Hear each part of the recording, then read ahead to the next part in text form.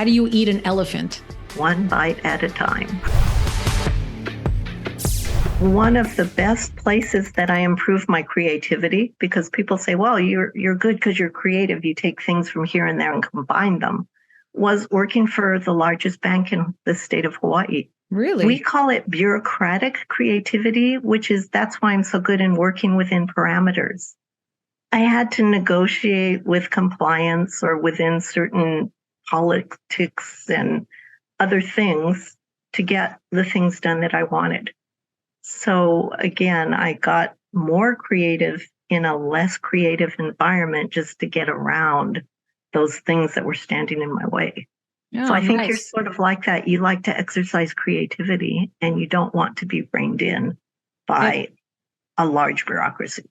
Well, we have something else in common. I worked for the largest telecom company in Canada for like 7-ish years. And I feel like that's, although I would never at this point ever do something like that again, I think it was like a really important rule or really learning the rules of business. That's why, a lot of times when people are younger, I hear this a lot. I just want to do my own thing. I just want to do my own thing. I have nieces and nephews that are teenagers going into their 20s and stuff. They're asking me what I should do. I say, go work for a big company. I'm like, no, but you said, you shouldn't. And I said, no, because you need structure. You need somebody to tell you what to do. You need to be there at 9. You got to finish at 5. You got to manage and make somebody else happy. And you have to kind of learn the laws of the land before you're able to go off on your own and be able to be effective with other people and stuff like that. And I credit my experience at that telecom company with that, because it was just like, I had bosses on top of bosses on top of bosses. And it was like, I just have to make sure. So like, you got to kiss the right asses. You got to, tell people you got to pander to the people that you need to pander to.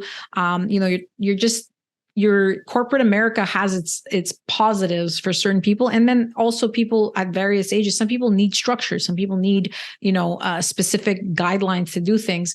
But it's interesting, like you said, that people, having kind of a roadmap to things, it's important, right? Like, and creating space, I guess that's what I should say, creating space for your mind to be able to cross things off. Like you mentioned, crossing things off on your list. I think that the space is needed to be able to cross things off, because sometimes your head is so busy. You don't even know what's important, what's not important, why.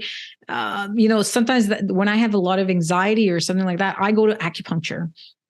Because I need to create space, and that's how I create space. So I find like having some kind of outlet. Like, do you meditate? Do you what is your kind of creating space or silence way of working, I guess? Well, I'm sort of lucky. I only have one son and he's grown, so he does a lot of his own things.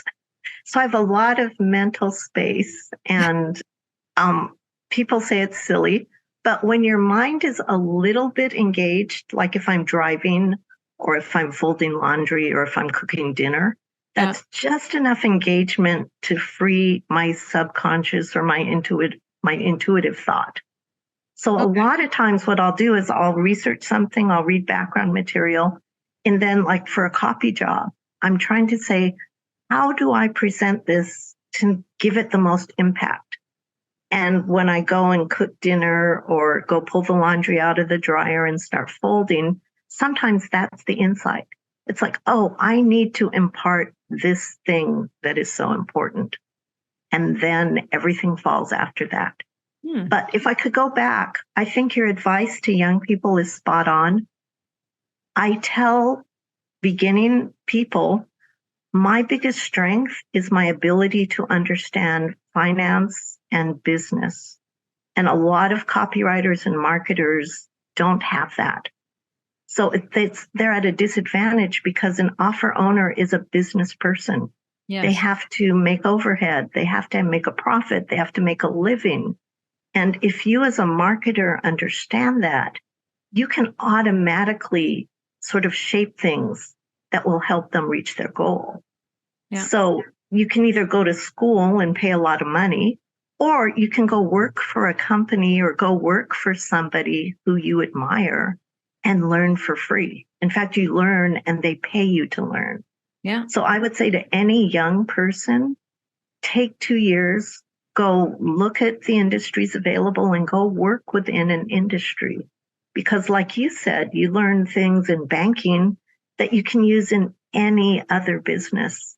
Yeah. And it's important to know how to get along with people, how to work within bureaucracies, and then know the nuts and bolts about how businesses operate.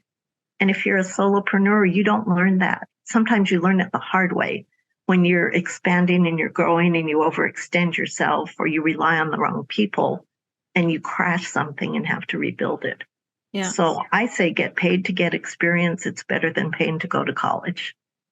I agree. I mean, if you can do both, you can do both. That's even, I guess maybe it could be better in certain circumstances. In Canada, we have free education. So like everybody gets educated. So like I have 2 bachelor's degrees and it was like, whatever, I'll just get them. My parents don't have an education. They didn't even have an elementary school education. They didn't have the opportunity to go to school.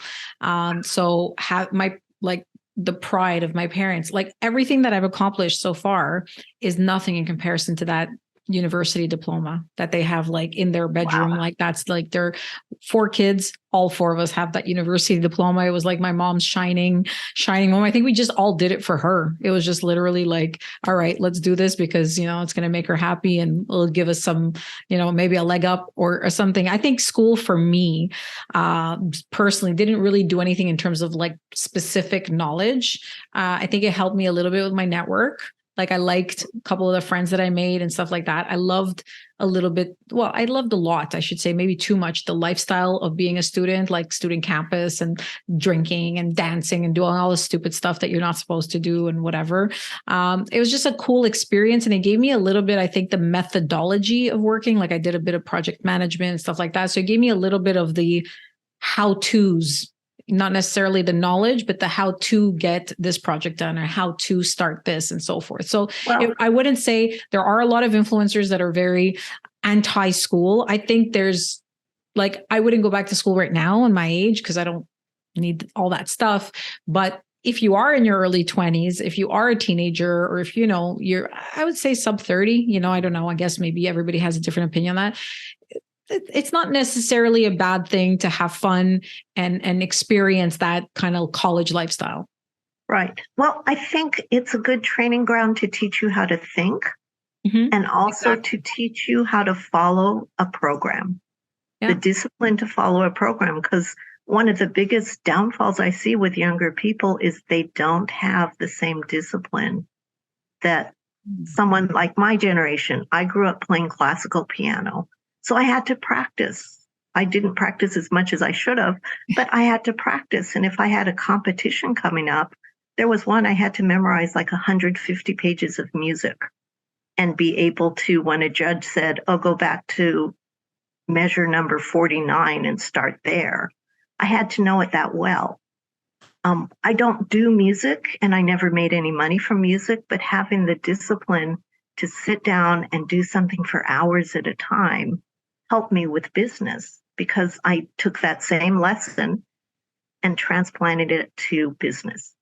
Well, that's an interesting, you mentioned the word discipline, and I do feel, at least in my surroundings and so forth, that it is lacking. And I don't think it's necessarily age related, because I meet people from all different facets and different ages and so forth.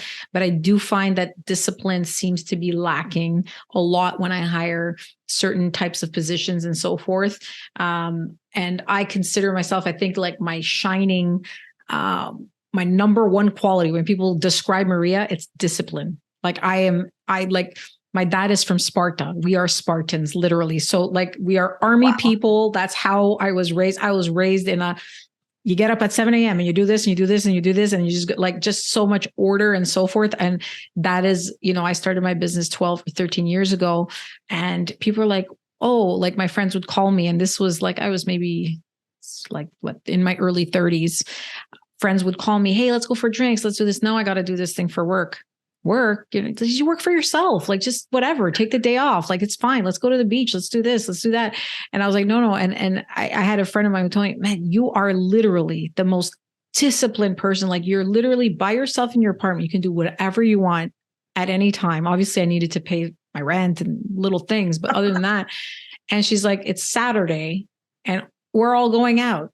And you're like, nope, I got to finish this project for this client. And I find it such a rarity. And I do think that going to school and having my corporate America job and doing all those things did get me to this point. It got me to this point that I'm extremely consistent. Like I am, consistent to a fault almost, and very disciplined. And I feel the same kind of qualities from you. And a lot of the successful people that I speak with is just rinse and repeat. This works. Keep going, keep doing it. Even if it's boring, do it. It works. Right. Well, I think a lot of times the discipline is something that you practice, just like everything else. Yeah. I tell myself, if I only do 15 minutes more, and then 15 minutes more and 15 minutes more, I think we waste a lot of time trying to get around or avoid unpleasant things. Like I see it in my own son. He will spend like 300 units of energy trying to avoid something that only takes 100 units to do. Oh, interesting. And if we know ourselves, and again, sometimes I have to scold myself, and sometimes people might think I'm crazy, but I scold myself out loud. It's just saying there is gravity and there are things you can't get around. So the sooner you get started, the sooner you'll get through. Yeah. I mean, a friend of mine told me an expression. This is a little riddle for you. How do you eat an elephant? One bite at a time. There you go. Right. So you just got to get started. Just go. You know what I mean? Right. Like, that's what it is. It's like, it might seem like a monumental task, but then once you get into it, it's just like, keep going. Like for me, my monumental task is I got to clean my office. And I've been saying, I'm like, man, I have all these like documents, and it just like things just pile up and different papers and different things. And then I was like, I just got into it like last week. I said, if I just do 30 minutes a day, because I can't, I'm working all day and I have other things to do. But if I just do 30 minutes a day, let's see. And it's been about, I guess I've been doing this for maybe like 8 or 9 days at this point, and my office is almost clean. And every time I would look at it, I was like, oh man, there's so many things to do here. I just don't, I don't have the energy. I always focus obviously on client things and making money and all that. But I feel like for my mental clarity and my mental health, I need to be in a very Zen type of environment. It was just stressing me looking at it. I was like, I can't look at this pile anymore. It's driving me crazy, So, that's I think, is discipline and small incremental change make big incremental changes, right? Over time, 30 minutes a day is a lot. Yeah. And the other thing is, it sounds counterintuitive, but don't think about it. I wake up every day and I do things that if I thought about it, I wouldn't want to spend my time doing. Even something as simple as brushing my teeth. If I add up all the minutes I've spent in my life brushing my teeth, who wants to put stuff in their mouth and make foam and spit it out and do that? But I don't think about it, so it takes no effort. Hope you found today's session valuable.